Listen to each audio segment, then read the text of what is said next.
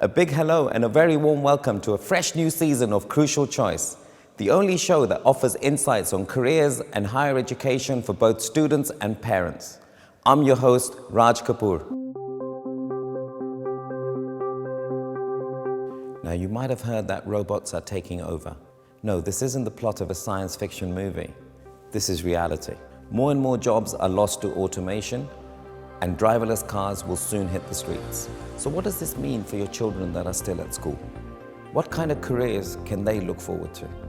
In this season, Crucial Choice will answer these and many other questions for you.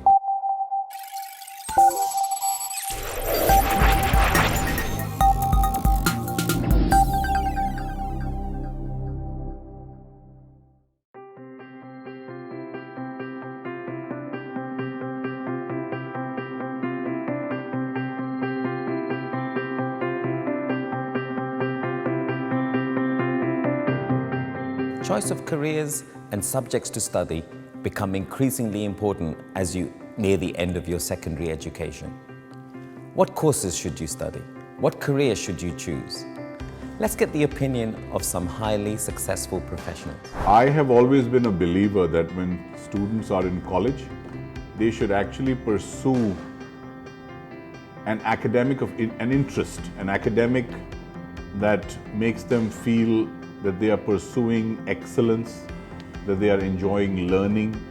You know, in my view, there's been a lot of pressure created, especially in the subcontinent and in our cultures, around parents trying to guide students into what they should study and what would be the outcome. With the exception of professional courses, honestly, I believe students should study something they enjoy, something that they enjoy learning, and figure out as time goes by what industries they will like to join. To follow your heart, make the big decisions with your heart, make the small ones with your head.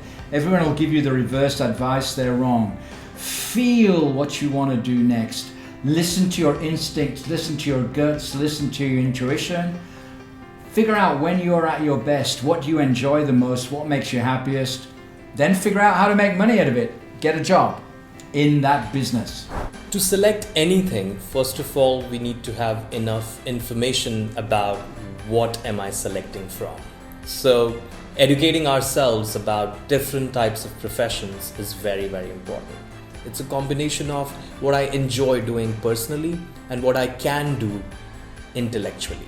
And that's why I always suggest students and their parents that it is very important to gather a lot of information, a lot of knowledge about different types of professions. Then I could take up psychometric tests to identify my strengths personally and also look at my grades to understand academically what kind of a rigor I can handle and narrow down those choices and figure out what kind of a career I can pursue in future. Your first career might not be your last career. What I want to tell you is you need to explore more and have more experience. And before you actually worry, just go out there and have as many experience as possible, right? You never know what career you're going to have in 5 or 10 years. Now that might be really reassuring for many of you, I'm sure. But today's episode deals with a career for which you have to prepare well before you even get into the final years of high school. It is a career that not everyone can get into, let alone pursue. It is a rewarding career from many aspects. It is perhaps every parent's dream career for their wards. No prizes for guessing. We're going to talk about a career in the medical fields. Who can be a doctor? That's a very, very interesting question because I think a lot of people are, a lot of parents, a lot of students are attracted to the noble profession of being a doctor because in the end, what is more noble than being able to look after human beings in your community, your nation, your country, also all over the world. So yes, it is a very noble profession and yet not everyone can be a doctor. With me are 3 bright minds, future doctors and surgeons. Welcome to the show, Abhimanyu, Shazab and Akshita. So you know what the show is about. Are you ready? Let's start with you, Abhimanyu. As I understand it, the decision to become a doctor is not one you can take lightly. What made you first realize that you are doctor material? It definitely takes a long time to decide that I want to be a doctor. I think it started on year 9 when I decided that this might be something that I'm interested in. And it took me maybe 3 to 4 weeks of actually interning with doctors, going and visiting different hospitals for weeks at a time to finally realize that yes, this is actually what I wanted to do. Luckily for me, I was given enough opportunities to go out and go to different countries and go to different hospitals, and I was able to decide that yeah, this is what I want to work as. Akshita, what made you want to become a doctor? Is it because you think it's a lucrative career? Many people back in my home country in India, especially in the rural areas, don't have access to healthcare, and they are dying because of serious health issues. So I want to make healthcare accessible to as many people as I can, possibly, especially in the rural areas, and to those who are afraid of visiting the doctors because of their financial conditions. Well, that's very noble. That's really great. Shazam, just to add to what your friends have said, what competencies and skills do you need to become a doctor? I believe that if someone wants to, take up medicine as a career choice, I think one has to be a people's person. Number one, you should have empathy. I think that is a very important thing to have, a very important attribute to have in a doctor. Number two, you must have good communication skills, because if you're not interested in listening to your patient and letting them tell you what they want to tell you, then and being able to then tell your patient what needs to happen or how you're going to treat them, then it becomes a very difficult thing. And number three, you must have very good teamwork. You should be able to work with the nurses, the consultants, your colleagues, your friends around you, even the people who clean the wards. And I think that is a very important attribute to have. Abhimanyu, was it your decision to be a doctor, or was there some pressure from family? Luckily for me, there's been nothing but support from my family, in the way that when I did actually consider, like I said, back in year 9 when I began considering it, my parents, I wouldn't say dissuaded me, but they questioned it just to make sure this is actually what I wanted to do. But luckily for me, since then, they've just believed in me. It's been constant support. Wherever I wanted to go, wherever I wanted to get knowledge, whatever courses I wanted to take, it's always been open to it. So it's been great from my family side, yeah. That really helps, doesn't it? Yeah, it does. So to all of you, any family members that are doctors? Yeah, I have a lot of doctors in my family. Yeah, like my immediate uncle is a doctor. Did that influence you, do you think? Well, I wouldn't say influence, but rather help me understand what I need to become a doctor, because it's an example, right? And I believe that I learned a lot from them as well before I took up medicine. So it's very important that you should have some sort of example to follow. Great. And someone in the family? Yeah, my grandfather's a doctor. It helped me here and there where if I had questions as to what the career really entails, because there's obviously things I can read and research, but speaking to a doctor firsthand is another different feeling. So speaking to them really, it cleared my idea that I wanted to do this. Yeah, someone guides you there as well. No one from your family, Ankita, so you're going to break new ground. Yes. Okay. With that, we come to a commercial break. After the break, we'll be asking some situational and judgment questions to our youngsters. Let's see how they do with that. It is crucial time now. Are you ready? Yep. You're on your rounds as a doctor, and you prescribe a particular medication for a patient, but the nurse accompanying you challenges your choice of drug. What will you do? In that situation,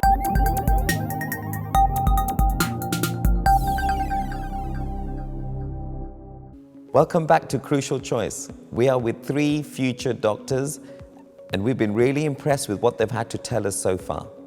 It is crucial time now. Are you ready? Yeah. Yep.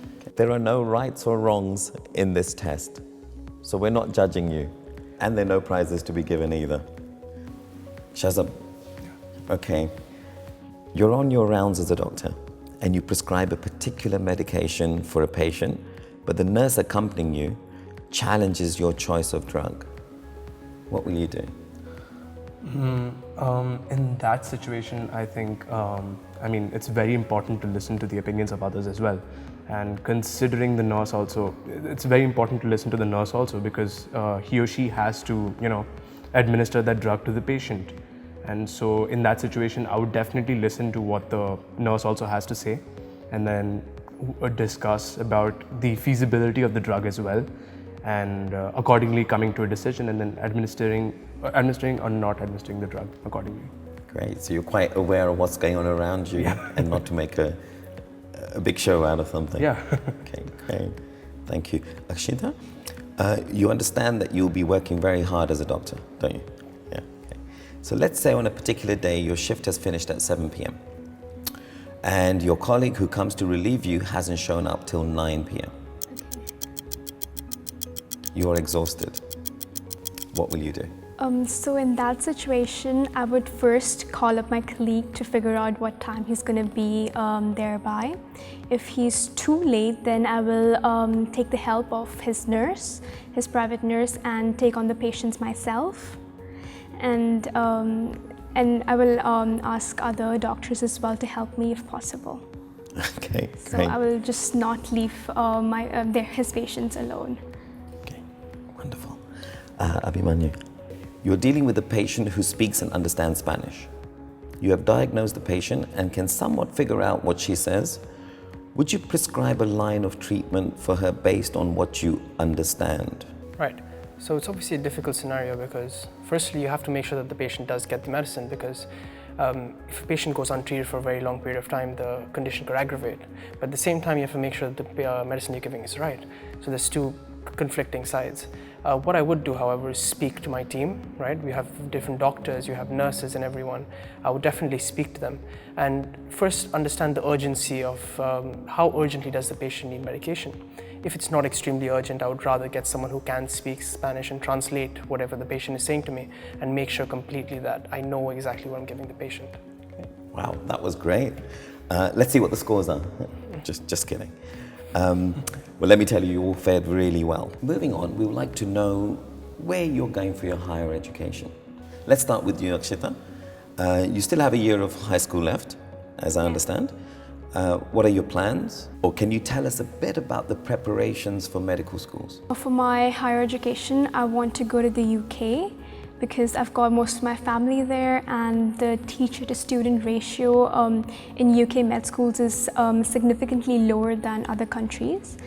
And for the preparations, so all medical schools require some sort of service activities that you can do, that you have to do, and internships at least for 4 weeks, especially in the UK.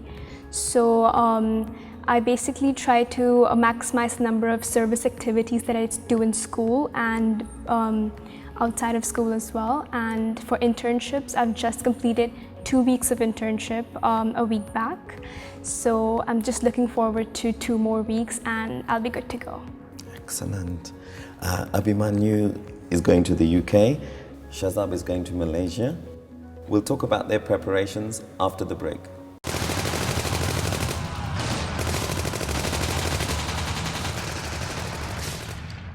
He's not running away out of fear.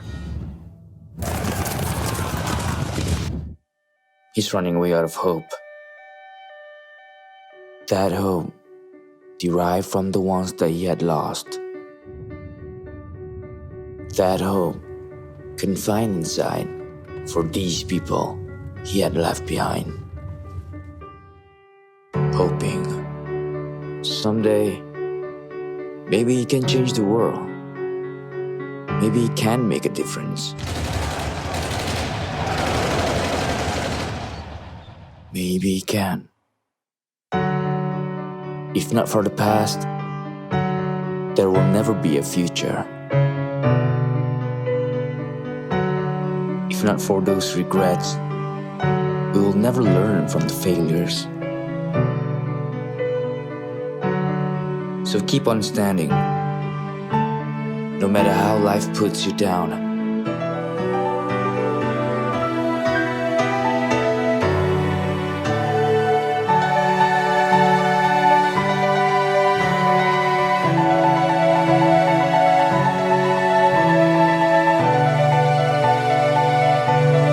Keep standing back up. Because your past creates your future.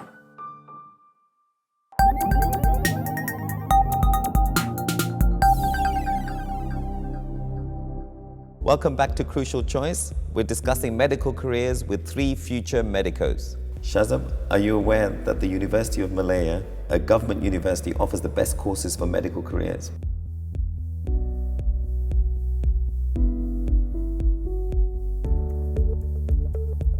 Initially, I did not want to come here, but I'm actually glad I did because I was supported by an amazing team of faculty members, including the non-academic staff. And after 3 years, I feel like I've grown so much as an individual, not just academically, but also beyond my academic journey. I've been given a lot of opportunities to go abroad, to explore myself, to discover other potentials in different areas. And I was happy to have said that I have received a memorable experience here and also something that I might actually use in the future. Being in Malaysia has been a good experience for me. I've gotten to understand so many different things which I didn't get to know back in my country. It was actually quite easy for me to get the admission process because I went online to actually get all the necessary information, and all the data was there. I didn't need to consult anybody to get the information that is needed for me to get the admission here in the university. And coming here in the university, I noticed that the lecturers are quite friendly. They actually treat you like an equal, and then you have a very good rapport with the lecturers. Most of them come to Malaysia, come to UM particularly because of our location. We are at the, capital of Kuala Lumpur. Studying in University of Malaya is very interesting so far. It's a very innovative ways of teaching. We are having a lot of discussions, open discussions with the teachers, and we use new programs coming from the US, and we are learning really interesting things in fieldwork as much as theoretical courses. Besides the academic excellence here, I would like to stress on the student activities that are always engaging with students, and the way that the students work together to organize activities really helps in developing the students' personality, and I think that's very important besides studying. University of Malaya is the first established university in Malaysia. We established from 1905 and we are actually 112 years now. Among the universities in Malaysia, we are the most highly ranked in the QS World University Ranking. The Faculty of Medicine, University of Malaya has the oldest medical program in the country. So of course we are looking for the best candidates to enter our program. Number one, the students that we are looking for must have very good academic track record, especially in the mandatory subjects such as biology, chemistry, additional mathematics or physics. That is a must. Number two, these students have to be good communicators. So we will have we will interview these students or applicants to see whether they best fit the medical school. We also have an entrance exam in which we look at their aptitude, we look at their critical thinking and clinical reasoning, and that is also a very important aspect of our candidates. Why do we do this? We don't do this because we just want to make it difficult for students to enter. No, we do this because the medical program is a very difficult program. It takes 5 years, takes a lot of hard work, takes a lot of dedication, and we screen our candidates so that when we give you the seat, which is a very competitive seat, we are now saying that we think you'd be able to do this and you'd be able to do this successfully. And the course fee is also quite reasonable, I'm told. Well, yes, I've heard of the University of Malaya, and yes, I would consider applying there as well. Tell us, why did you choose Malaysia? It would provide a very good environment for me to study, and considering that I was pursuing medicine, so I applied to universities in Malaysia, and one of them was the Newcastle University in Malaysia as well, which is a campus of Newcastle University in UK. So I applied there. What are the requirements to get into med school in Malaysia? Considering that I was a CBSE student, I have to have good board scores as well to get in. I'm also judged on my IELTS score, which is very important as well because it indicates your English proficiency. And for other colleges in Malaysia, you can also use your TOEFL scores. Abhimanyu, are you also going to Malaysia? No, I'm actually planning to pursue my education in UK, at Nottingham University in the UK. Why didn't you choose University of Nottingham's campus in Malaysia? As far as I know, I don't think they have a medical course. They do have biomedical sciences, but they don't have a medicine-based course. So what are the requirements to get into a UK campus? Right, so UK medical schools are extremely selective due to the high number of applicants that they get every year. I myself, I go to a counsellor named Brighter Prep. To get into a medical college in the UK, I would say a student requires excellent planning. We need to apply through an application called UCAS, and the major deadline to apply to med schools in the UK is 15th of October every year for the next year's intake. There is a test called UCAT, which is required by most of the universities in the UK. And there is another test called BMAT, which is normally asked by colleges like Oxford, Cambridge, Imperial, UCL, Leeds, etc. Another important thing when you're applying to the medical colleges in the UK would be your entire profile. I mean, are you motivated to get into a medical college? And to show your motivation, you need to show that you have done doctor shadowing, you have some community service experience, you are involved in extracurricular activities, and you put all these things together in your personal statement to show that I'm really interested in having a career in the medical field. What one needs is excellent planning. I would say students should definitely start 2 years in advance so that they have enough time to prepare themselves well for these tests and the other qualifications. Friends, unfortunately the clock tells me that it's time to wind up this episode. Do tell your friends to watch Crucial Choice, and they can also follow us on Facebook, Instagram, and other social media. Thank you for having us. Thank you. Until the next episode, this is your host Raj Kapoor bidding you au revoir.